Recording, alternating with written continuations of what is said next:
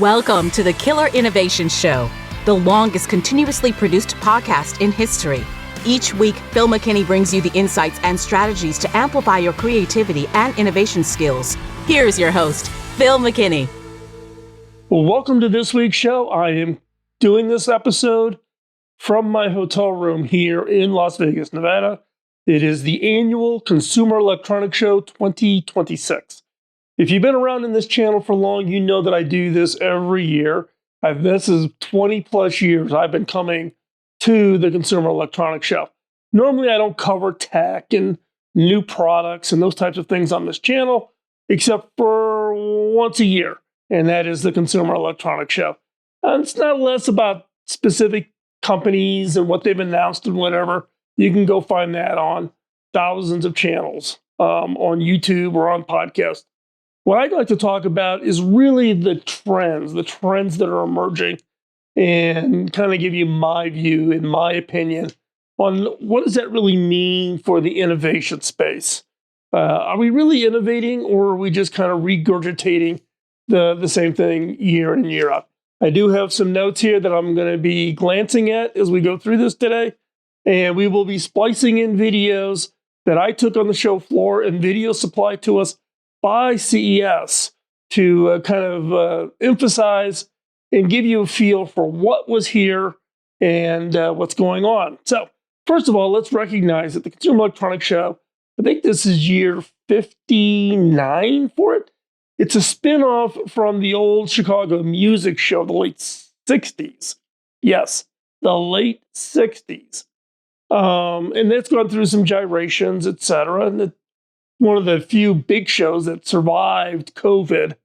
But, as usual, over the last as many years as I can recall, one of the big emphases is TVs, displays, home automations, new refrigerators, new washers and dryers, true consumer electronics, things that you would find and put into your home.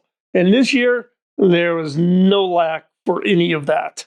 The big manufacturers were here, along with a number of new, smaller manufacturers, new TV technologies. Micro LED is the new buzzword that was bouncing around here at the show. And it was just lots of them, as there is every year. Now, I'm a big TV guy, so therefore I definitely had to check that out and see what's going to be, or what could be, the next TV that I'm going to put into my house. Now, the one thing for this year's show that was just overwhelming was robots and AI. They were everywhere. I couldn't even tell you how many times we saw AI applied to things that make no sense, and some of them was actually pretty smart. But how many AI toilets do you really need at any given show? But on the robot side, it's all the ones we've seen, like cutting your yard, being able to automatically go out, find your boundaries. One was actually, the selling feature is that you could program in graphic designs, and it would cut your yard in such a way that you would have that graphic design appear in your yard. I mean, the other on the robotic side is we saw humanoid robots, we saw robots doing backflips, robots dancing with people, dancing hands where the fingers are moving, elements you could buy just the hands or the arms or the elbows and assemble your own robots.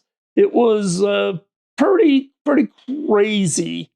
Then we started seeing in some parts of the show the combining of AI and robots, interactive robots, where you could stand there and talk with them and point, and it would do whatever your command is. Pick up this item and move this item to someplace else. Not programming it through some controller, but simply by pointing and talking and being able to direct the robot to what it is you would want it to do. Now, one of the things that we've seen in past shows that was quite common was the big emphasis on electronic vehicles, EV vehicles.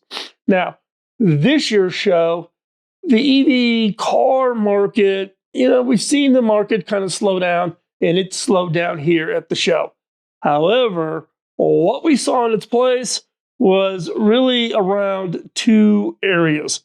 One was this whole issue of commercial use of EVs, more in the line of hybrids, electric vehicles with combustion engines also simultaneously. One that I saw that I was really impressed with and spent a fair amount of time looking at was a fire truck that was supplied up onto the show floor by the Dallas-Fort Worth Airport. This is a massive Oshkosh fire truck that was quite impressive. It's a hybrid. It uses the electric vehicle for high torque, high acceleration. And it literally shaves seconds in response time. Given it's a limited distance, it's just on the airport property. So if they would have a disaster or a fire where they would need to react quickly, the electric engine, electric motors, which are very, very high speed, can accelerate very quickly, could respond and get out there very, very quickly.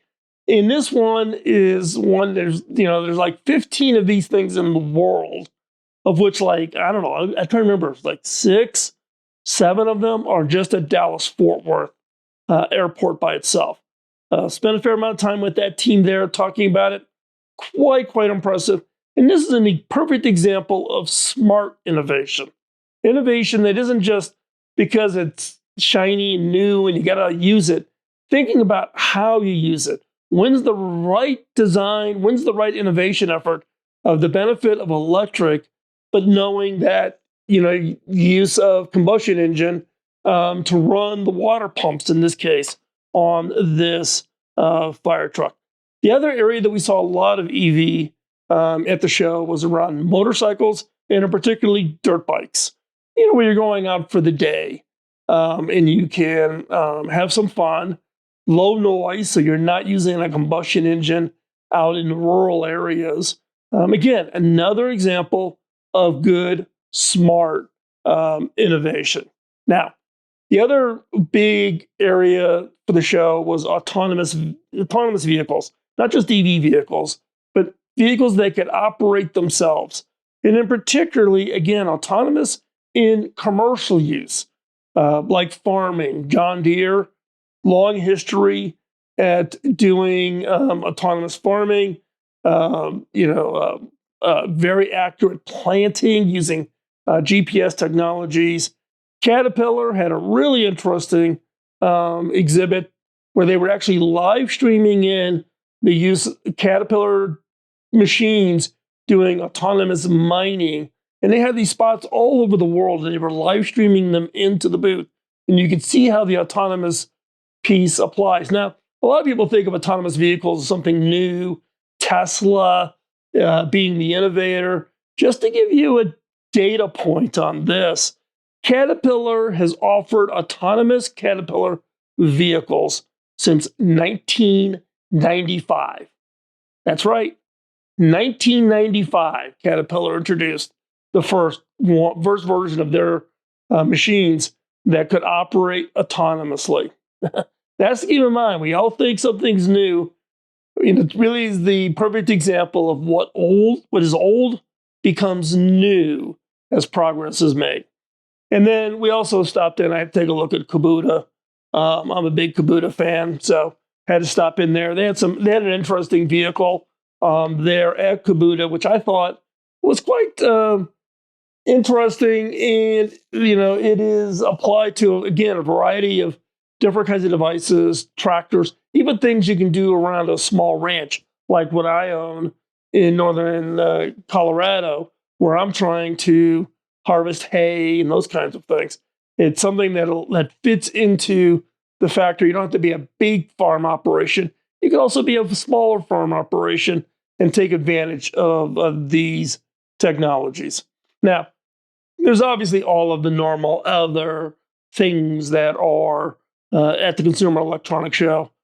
Thousands and thousands, rows and rows we saw of different types of Bluetooth speakers.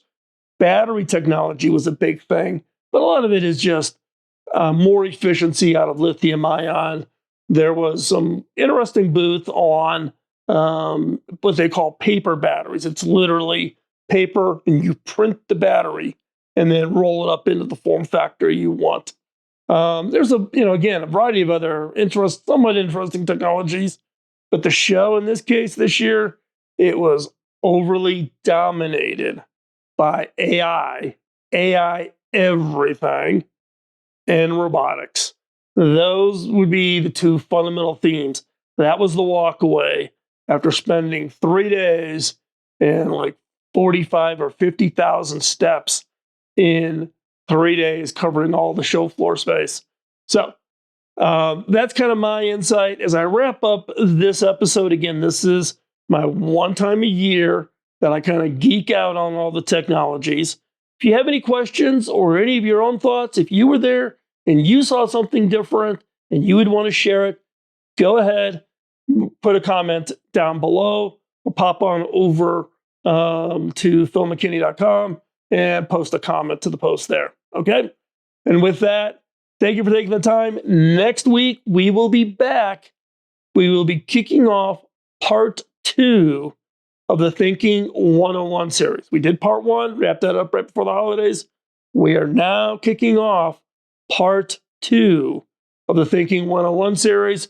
You don't want to miss it. Make sure you subscribe, hit the like button, and give us a thumbs up. It all helps with the algorithm. And with that, have a great time, and we'll talk to you next week. Bye-bye. Podcasting nonstop since 2005, this has been the Killer Innovation Show on the Innovators Network.